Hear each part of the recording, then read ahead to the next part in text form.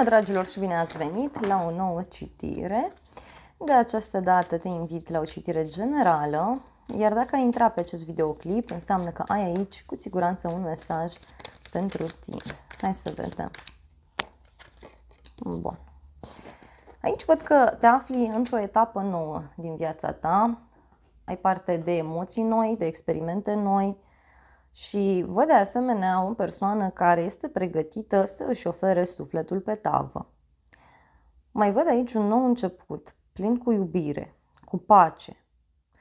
Niște vorbe frumoase pe care le primești din sufletul unei persoane. Treci printr-o perioadă în care tu poți materializa tot ceea ce simți, tot ceea ce deții, tot ceea ce gândești. Dacă te afli într-o relație, se pare că ai trecut într-o nouă etapă sau treci într-o nouă etapă. Dacă ești o persoană singură, vezi că apar niște noutăți care te pot ajuta să cunoști o nouă persoană sau să-ți vindeci această problemă emoțională. Văd o întâlnire la care mergi, o petrecere, o ieșire undeva anume. Hai să vedem în mintea ta. Ce gândești tu? Wow! Se pare că unii dintre voi vă simțiți dezamăgiți în legătură cu niște informații pe care le-ați aflat. Poate chiar e vorba de niște vorbe pe care cineva ți le-a spus, niște destăinuiri pe care cineva ți le-a făcut. Văd de asemenea că ești foarte curios sau foarte curioasă în legătură cu o persoană. Vrei să știi dacă cineva te minte, vrei să știi dacă cineva nu ți este alături. Unii dintre voi văd că ați avut sau aveți probleme pe tot ce ține de zona actelor, pe zona studiilor. Luptați aici pentru a vă menține undeva sus și parcă aveți tot felul de personaje prin jur care nu vă ajută, care vă pun piedici.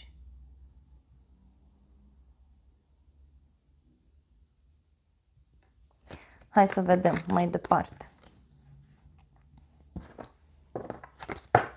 Hai să vedem în inima ta ce se întâmplă aici. Wow. În inima ta te văd puțin agitat, da? Poate chiar persoanele apropiate ție, rudele, persoana iubită, prietenii. Oamenii din jurul tău te agită sau vor multe lucruri de la viața ta. Îți cer ajutorul și se pare că tu te simți destul de obosit din acest punct de vedere. Simți că nu prea mai poți.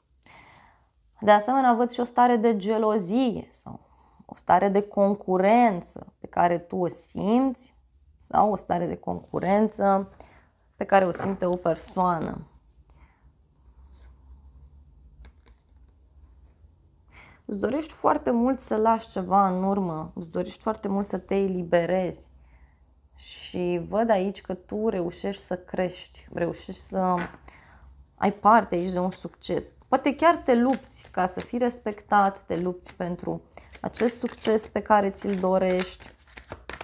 Hai să vedem mai departe.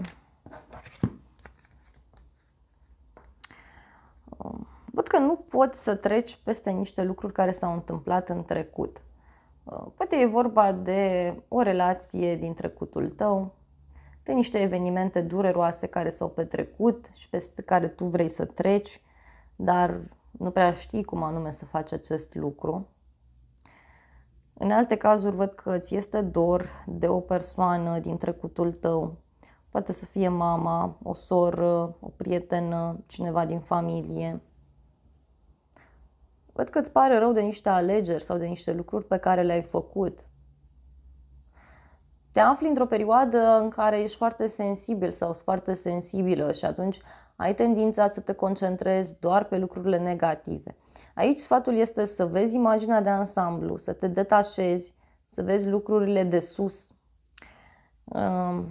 O persoană sau o femeie te-ar putea sfătui foarte mult și te-ar putea ghida în această situație. Dacă te afli într-o relație, văd aici că ceva s-a întâmplat în trecut, peste care tu încă nu poți să treci, te mai gândești, mai analizezi lucrurile. Ia să vedem. Dar e vorba și de orgoliu aici, să știi. Ceva ce s-a rupt, nu știu, ți-ai dat demisia cândva de la muncă, nu mai lucrezi, ai trecut printr-o perioadă frumoasă sau printr-o perioadă de care ți este dor.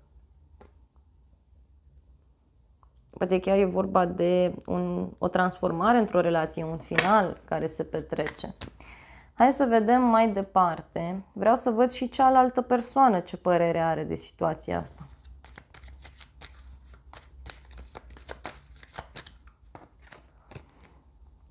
Bun, văd că cealaltă persoană trece prin niște transformări absolut fantastice. Este într-o perioadă în care vrea să încheie ceva extrem de important în viața lui sau în viața ei. Dacă ești o persoană singură, să știi că parcă s-a deschis ușa cu pretendenți, s-a deschis poarta prin care pot intra tot felul de persoane noi în viața ta. Da.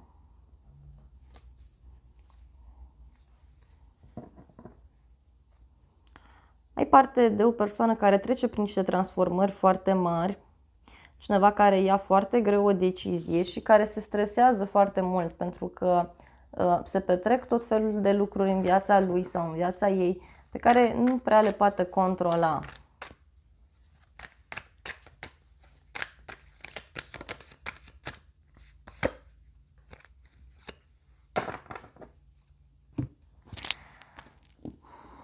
De asemenea, văd niște activități pe care le faci împreună cu niște persoane dragi ție.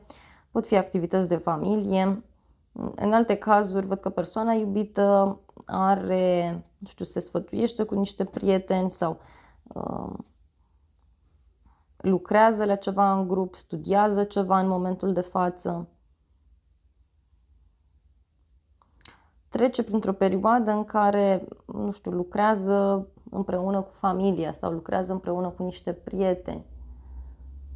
În plan personal, vezi că sunt niște persoane aici în jurul tău destul de ciudate. Da?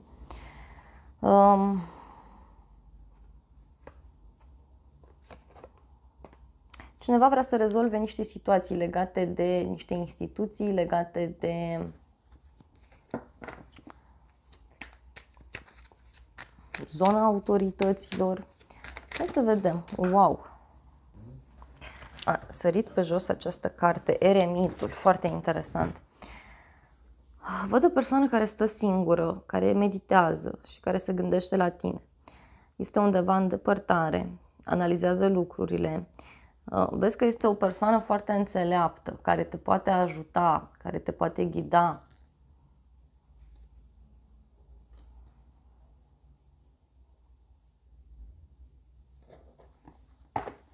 O persoană care, nu știu, ori lucrează undeva și se gândește la tine, ori o persoană care are de renunțat la ceva anume, are de făcut niște schimbări în viața sa și nu prea știe cum să acționeze, nu prea știe cum să abordeze lucrurile.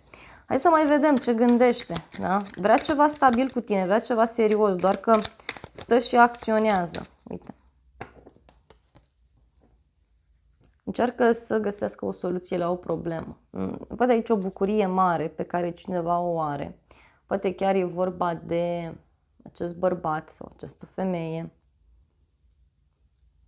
Dacă aștepți un răspuns, da, de undeva anume, să știi că acesta este pozitiv, dar te ajută o persoană cu experiență foarte mare în domeniul respectiv sau e vorba de o persoană foarte specială, o persoană cunoscută, o persoană care vede viața altfel.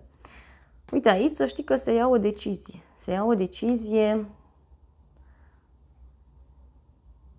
care să știi că o să schimbe destul de mult lucrurile. Această persoană trece prin niște transformări financiare sau prin niște transformări legate de o femeie, legate de zona banilor. Hai să vedem ce cu 3 de monede.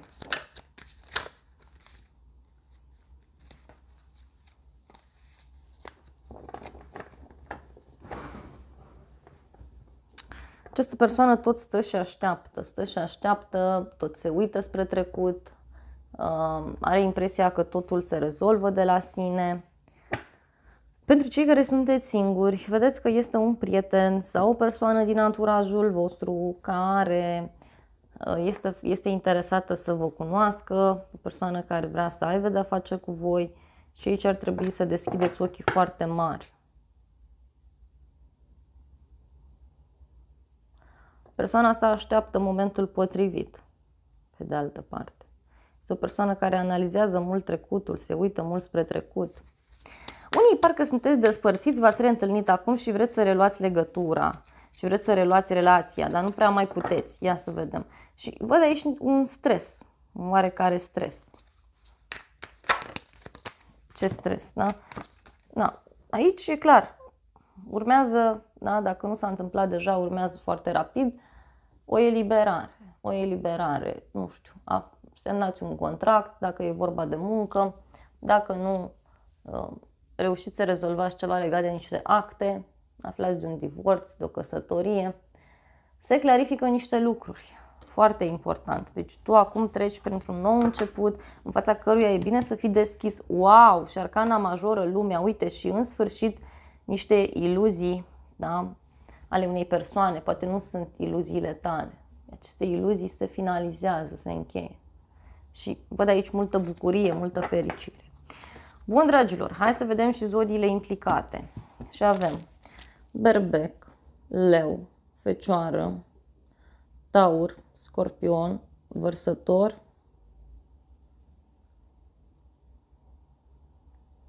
Rac, Balanță, Pești, Gemeni, Săgetător și cam atât.